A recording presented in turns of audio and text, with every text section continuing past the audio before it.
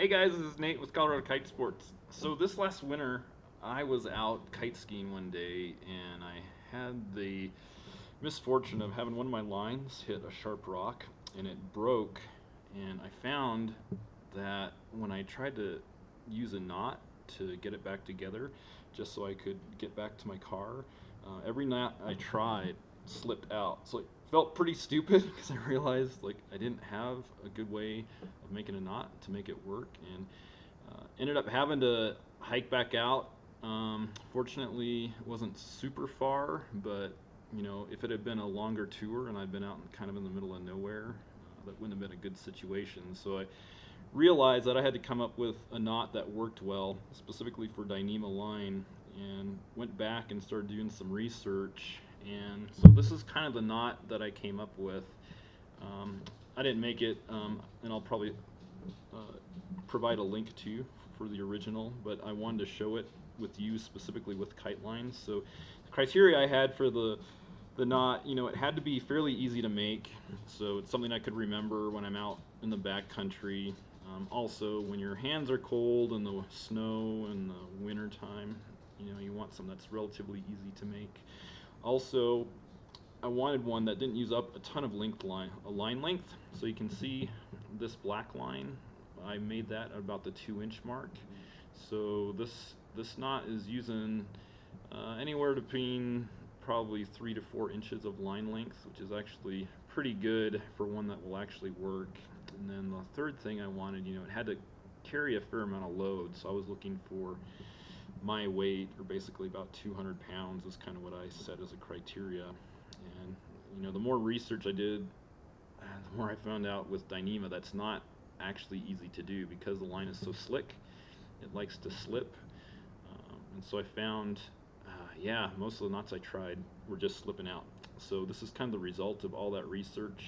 Like I said, they call this the modified Carrick knot, and I found, I was just testing this out this morning. It worked really well. I was able to support my weight without slipping at all, so that's a huge deal. So at any rate, I thought I'd spend a couple minutes with you guys showing how you would do it actually with a kite line, and we'll go through it together.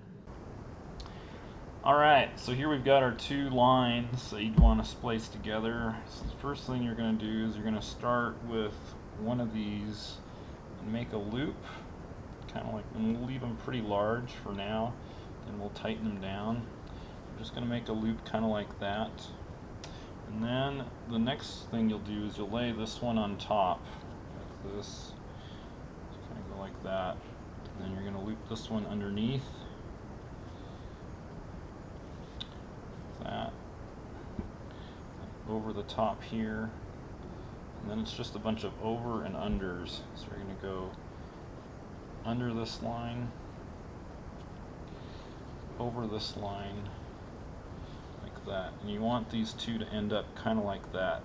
Now what I would recommend for kiting purposes is, so you're not using up as much line, try to tighten these two lines up as much as you can before we do the last step. So I'm just going to kind of pull that one in, pull that one in a little bit too. Probably don't need quite that much line out there. Okay.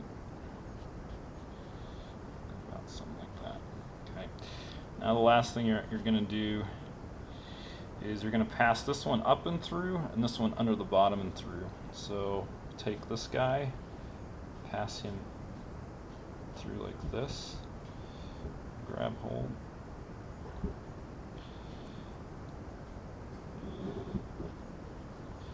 Just kind of keep him on the bottom. Now this one's going to go through the bottom and then up. So bring him around like this. He should end up on the top like that. So there you go.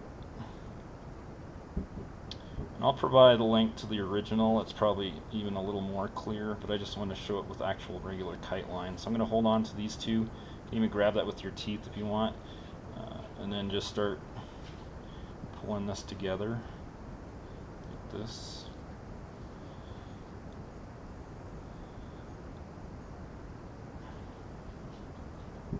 Try to keep these two, key is you want to keep these two pigtails up.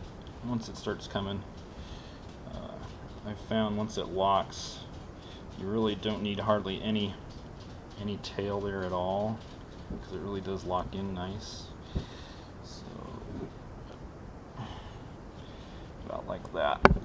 And believe it or not, I think that will actually hold there. So yeah, of course, once you tighten up your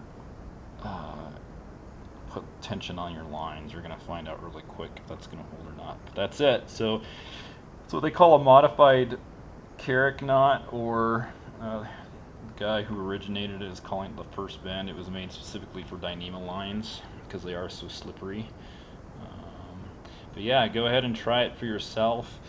And I'll provide a link to the original so you can see that. But I would try it out a couple times and make sure that you're comfortable doing it. The other thing that I do is I'll carry a pigtail with me now in my pack, so because you're going to lose about 3 to 4 inches of length with that. So if you just have like a universal pigtail set that you carry along, you can add that to the shortened line length, and even if it's your front line, you should be back good to go with it pretty much trimmed back out. So hope that helps some of you guys. Hopefully you won't ever have to use it, but if you do need to use it, now you kind of know how to do it.